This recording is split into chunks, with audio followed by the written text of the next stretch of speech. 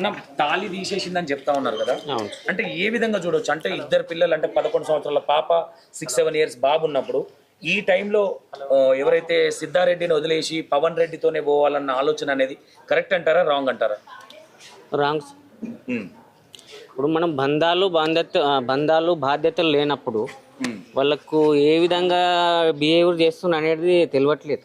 Okay, అసలు వాళ్ళకు ఏంది అర్థం కావట్లేదు. వాళ్ళు ఏంది సోషల్ మీడియా సోషల్లో ఇంత ఫాస్ట్ జనరేషన్లో మనము తెలియని విషయాలు తెలుసుకోవాలి. ప్రపంచం, దేశము ఏంది, మనది ఏంది, మనం ఏమున్నాము, ఏ విధంగా ఉన్నాము, మనము ఎలా ఇంప్రూవ్మెంట్ కావాలి, పిల్లల్ని ఎట్లా చేయాలి, ఎట్లా డెవలప్ చేసుకోవాలి, మనకు తెలియని విషయాలు కూడా తెలుసుకోవాలి. మనకు ఇట్లా బంధాలు బాధ్యతలు మర్చిపోయి ఈ విధంగా చేసుడు మాత్రం తప్పు. అన్న మొగడు భర్త బతుకుండగానే మెళ్ళో నుంచి తాళి తీసిందంటే సిద్ధార్థది ఏమైనా తప్పుంది అనుకోవచ్చా? అంత కఠినమైన నిర్ణయం తీసుకుంది కదా. నిర్ణయము అంటే ఇప్పుడు ఈ భార్య భర్త విషయంలో మాత్రము కొన్ని కాంప్రమైజ్ చిన్న చిన్న విషయాలు జరుగుతూ ఉంటాయి, అర్థం చేసుకోవాల్సి వస్తుంది. కానీ మరీ ఇంత ఎత్తున మాత్రం డెసిషన్ తీసుకోవద్దు. ఎందుకంటే మేము కూడా ఒక 1 year నుంచి ఇక్కడ రెంట్కుంటున్నాము. సాయంత్రం గప్చుపులు తినడానికి వెళ్తుంటుంది, మాట్లాడుతుంటే పొద్దున సండే టైంలో కూడా బయట కూర్చొని మాట్లాడుతుంటాం. క్యాజువల్గా అయినా మనకు ఇంత చేస్తారని అనుకోలేదు. చెప్పుకుని ప్రయత్నం చేసిన ఇట్లా ఇబ్బంది అవుతుంది ఫ్యామిలీలో లేదు, చెప్పలేడు, ఎప్పుడు కూడా చెప్పలేడు ఆయన. ఓకే అన్న, తాళి గురించి చెప్పండి. అంటే భర్త బతుకుండగానే తాళి తీసేసిపోయిందంటే ఇలాంటి వాళ్ళని ఏమనుకోవచ్చు? వాళ్ళు అన్ని విధాలుగా తెగించిన వాళ్ళే అంటారు కదా అట్లా. ఓకే, అన్ని విధాలు తెగించిన వాళ్ళే చేస్తారు అట్లా. ఇప్పుడు ఆ విషయంలోనే ఇప్పుడు సరే, ఇప్పుడు ఈయన కూడా అంటే రికార్డింగ్స్ మనము ఇట్లా వేరే వేరే ఫోన్లలో ఉన్నాయి. మేము ఇట్లా మార్నింగ్ లేచిన నుంచి ఒక 7:30 అట్లా లేవగానే ఇట్లా పబ్లిక్ అంతా ఎండినరు, వీళ్ళ భార్య వెళ్ళిపోయింది అంటే సరే ఏదో కొట్లాడి వెళ్ళిపోయినరేమో అని అనుకుంటాం. అక్రమ సంబంధం అనేమి తెలియదు మనకు. క్యాజువల్గా ఏంటంటే సరే వెళ్ళిపోయినరు అని తెలుసు. కాకపోతే ఒక 1 day వాళ్ళ మదర్ వాళ్ళ దగ్గరకు పోయి ఉండొచ్చు అని అనుకున్నాం. సరే వచ్చిన తర్వాత 2-3 days తర్వాత కూడా మరి వచ్చిర్రా లేదా అంటే మనకు 1 week అయింది. మనకైతే కూడా రాలేదు చేయలేదు అంటే సరైన లొకేషన్ ద్వారా ఏంది మరి కంప్లైంట్ ఇచ్చిన తర్వాత కూడా సరే సెర్చ్ చేస్తున్నాము ఇంకా రాలేదు అని ఇట్లా అందరి మంది అంటారు కదా. అప్పుడే తెలిసింది తప్ప మేము ఎప్పుడు అడగలేదు ఆయనకు. మేము ఇట్లా అడగడానికి కూడా తప్పు, మనకి ఇట్లా అయిందంట కదా అని తప్పు. సరే ఇట్లా అనుకున్న విషయాలని సరే ఇప్పుడు వీళ్ళు ఓనర్లు వీళ్ళందరూ ఆంటీ వాళ్ళు ముందు వాళ్ళు చెప్తే తెలిసింది కాబట్టి అంతేగాని మనకు తెలియలేదు. నిన్న ఉన్నారో అదే సిటీలో జడ్చల్రాలో ఉన్నారు అంటే పోలీస్ ద్వారా ఇది చేస్తున్నామంటే ఫోన్ చేసిందంటే, ఫోన్ చేస్తే ఏ విధంగా అయిందంటే ఇట్లా ఇదైందంటే అది యాక్చువల్గా ఈయన మాట్లాడుతున్నాడు కానీ ఈయన ద్వారా ఏంటంటే ఒక మిస్టేక్ నువ్వు కోపంలో ఏదని అంటాం కానీ ఆమె మాత్రము బిహేవియర్ మొత్తము బాడుకో రా అన్నదాకా మాట్లాడలేదు. రికార్డింగ్ మాత్రం లైవ్లో మనం వాళ్ళ పర్సనల్ విషయాలే మనకు తెలియదు, ఏమైందని తెలియదు. కాకపోతే ఇందులో ఈయన కూడా కొద్దిగా పేషెన్స్ లేకపోవడం కూడా, కొద్దిగా ఓపిక లేకపోవడం కూడా, ఇంత ఇంటెక్షన్ ఆమె కూడా ఉండొచ్చు, ఈయన కూడా ఇంటెక్షన్, కానీ కొద్దిగా పేషెన్స్ లేక ఓపిక లేక బంధాలు ఇవన్నీ మర్చిపోయి ఈ విధంగా చేస్తున్నారేమో అనిపిస్తుంది.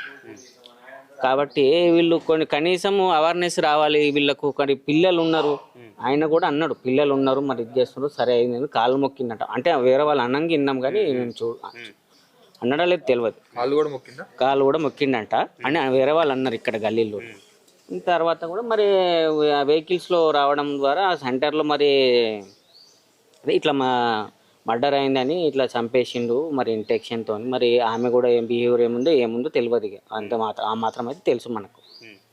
సోషల్ మీడియాని కొంతమంది ఫేమస్ కావడానికి యూజ్ చేస్తున్నారు, ఇంకొంతమంది ఇలాంటి సంబంధాలు పెట్టుకొని చాలా మంది కూడా విడిపోతున్నారు, చంపేస్తున్నటువంటి పరిస్థితి కూడా ఉంది. సోషల్ మీడియా కాకుండా మనము ఏంటంటే ఇంత మోసాలు జరుగుతున్నాయి, మనకు చాలా మోసాలు జరుగుతున్నాయి. ఇప్పుడు ఏంటంటే డబ్బుల విషయం కానీ, కొందరు మోజు విషయంలో కానీ, కొందరు అక్రమ సంబంధాల విషయంలో కానీ ఇది ఉన్నదంటే, కొందరు ఏంటంటే భార్య భర్తల విషయంలో అంటే బంధాలు ఉంటాయి, బాధ్యతలు ఉంటాయి, పిల్లల్ని అందరు చూసుకోవాల్సి వస్తుంది. కానీ ఈ సోషల్ మీడియా మీద చాటింగ్లు దానివల్ల ఏంటంటే ఈజీగా ఇప్పుడు ఇవంటే బంధాలు బాధ్యతలతో కష్టమవుతుంది. ఈ కష్టం కాకుండా ముందు వాళ్ళకు మనము ఈజీ మెథడ్ ఉంటుంది, మీకు అర్థమైంది కదా. ఈజీ మెథడ్ ఉంటుంది కాబట్టి అది ఈజీగా ఎన్నుకుంటున్నారు.